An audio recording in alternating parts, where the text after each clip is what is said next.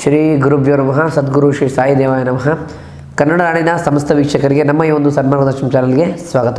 ವೀಕ್ಷಕರೇ, ಇವತ್ತಿನ ಒಂದು ವಿಡಿಯೋದಲ್ಲಿ ನಾನು ನಿಮಗೆ ಫೆಬ್ರವರಿ 15 ಇರತಕ್ಕಂತಹ ಮಹಾಶಿವರಾತ್ರಿ ಕಳೆದ ನಂತರ ಕನ್ಯಾ ರಾಶಿಯವರ ಜೀವನದಲ್ಲಿ ಆಗ್ತಕ್ಕಂಥ ಮುಖ್ಯ ಬದಲಾವಣೆಗಳಾಗ್ಬೋದು, ಜೊತೆಗೆ ಅವರ ಜಾತಕದಲ್ಲಿ ಗ್ರಹಗಳ ಸಂಚಾರದಿಂದ ಆಗ್ತಕ್ಕಂಥ ಪಾಸಿಟಿವ್ ಮತ್ತು ನೆಗೆಟಿವ್ ವಿಚಾರದ ಬಗ್ಗೆ ಈ ಒಂದು ವಿಡಿಯೋದಲ್ಲಿ ತಿಳಿಸ್ಕೊಡ್ತೇನೆ. ಅದಕ್ಕಿಂತ ಮುಂಚೆ ನಿಮ್ಮ ಜೀವನದಲ್ಲಿ ಇರ್ತಕ್ಕಂಥ ಯಾವುದೇ ಸಮಸ್ಯೆಗಳ ಮೂಲ ಪರಿಹಾರಕ್ಕೋಸ್ಕರ ಸ್ಕ್ರೀನ್ ಮೇಲೆ ಕಾಣ್ತಕ್ಕಂಥ ನಂಬರ್ಗೆ ಕರೆ ಮಾಡಿ ನಮ್ಮನ್ನು ನೇರವಾಗಿ ಭೇಟಿಯಾಗಿ ನಿಮ್ಮ ಸಮಸ್ಯೆನ ಪರಿಹರಿಸ್ಬೋದಾಗುತ್ತೆ.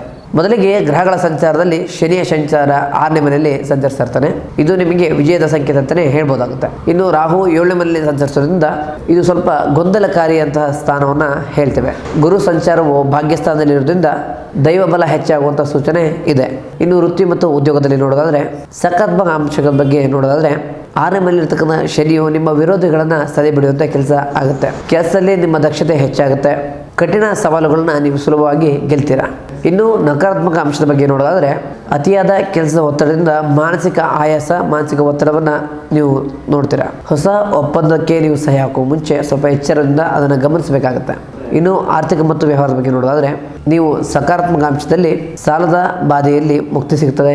ಬ್ಯಾಂಕಿಂಗ್ ಕ್ಷೇತ್ರದಲ್ಲಿ ಕೆಲಸ ಮಾಡ್ತಿರೋ ವ್ಯಕ್ತಿಗಳಿಗೆ ಭರ್ಜರಿ ಲಾಭ ಸಿಗ್ತದೆ. ಇನ್ನು ನಕಾರಾತ್ಮಕ ಅಂಶದ ಬಗ್ಗೆ ನೋಡೋದಾದರೆ 7ನೇ ಮನೆಯಲ್ಲಿ ರಾಹು ಇರೋದ್ರಿಂದ ಪಾಲ್ದಾರಿಕೆಯಲ್ಲಿ ನಂಬಿಕೆ ದ್ರೋಹ ಆಗುವಂಥ ಸಂಭವ ಹೆಚ್ಚಾಗಿದೆ. ಹಣಕಾಸಿನ ವಿಚಾರದಲ್ಲಿ ಪಾರದರ್ಶತೆ ತುಂಬ ಮುಖ್ಯ. ಇನ್ನು ಪ್ರೀತಿ ಮತ್ತು ಕುಟುಂಬದ ಬಗ್ಗೆ ನೋಡೋದಾದರೆ ಕುಟುಂಬದಲ್ಲಿ ಧಾರ್ಮಿಕ ಕಾರ್ಯಗಳು ನಡೆಯುತ್ತೆ. ಒಡ ಹುಟ್ಟಿದವರಿಂದ ಸಹಾಯ, ಧನಾಗಮನ ಆಗ್ತಕ್ಕಂಥ ಸಂಭವ ಇದೆ.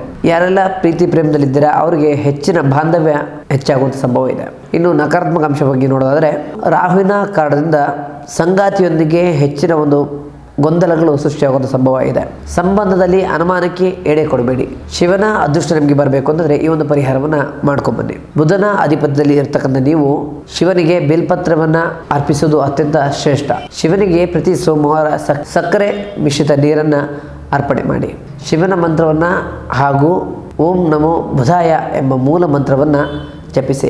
ಒಟ್ಟಾರೆಯಾಗಿ ಇದಾಗಿತ್ತು ಕನ್ಯಾ ರಾಶಿಯವರ ಮಹಾಶಿವರಾತ್ರಿ ಕಳೆದ ನಂತರ ಇರ್ತಕ್ಕಂಥ ಆಗುಹೋಗುಗಳು ಮತ್ತು ಪಾಸಿಟಿವ್ ಮತ್ತು ನೆಗೆಟಿವ್ ಬಗ್ಗೆ ಮಾಹಿತಿ. ಹೆಚ್ಚಿನ ಮಾಹಿತಿಗಾಗಿ ನಮ್ಮ ಒಂದು ಚಾನಲ್ ಲೈಕ್ ಮಾಡಿ ಮತ್ತು ಸಬ್ಸ್ಕ್ರೈಬ್ ಮಾಡ್ಕೊಳ್ಳಿ. ಮುಂದಿನ ವಿಡಿಯೋದಲ್ಲಿ ಸಿಗೋಣ. ಧನ್ಯವಾದಗಳು.